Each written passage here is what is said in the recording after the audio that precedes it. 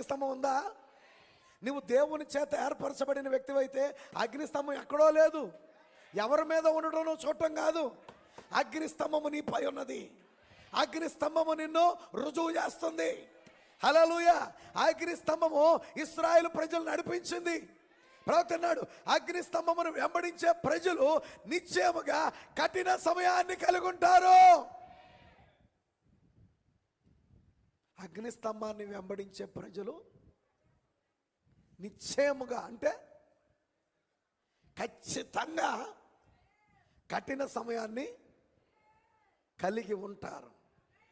అయితే వారు ఆ సమయంలో మార్పు నొందుటకు సిద్ధముగా ఉంటారు. హల్లెలూయా. ఆ కఠిన సమయంలో వారు మార్పు నొందుటకు సిద్ధముగా ఉంటారు. అది సరి అయినదే. కేవలం వారు దేని కొరకు సిద్ధముగా ఉంటారంటే వెళ్ళుటకు సిద్ధంగా ఉంటారు. దేన్ని అనుసరించి? అగ్నిస్తంభాన్ని అనుసరించి. ఇంకో మాటలో చెప్పాలంటే అగ్నిస్తంభము ద్వారా ఇవ్వబడిన వర్తమానాన్ని అనుసరించి వెళ్ళుటకు వారు సిద్ధముగా ఉంటారు. ఎందుకని వాళ్ళు సిద్ధంగా ఉంటారు? ఎందుకనగా గొర్రె పిల్ల వారిని జయించినది.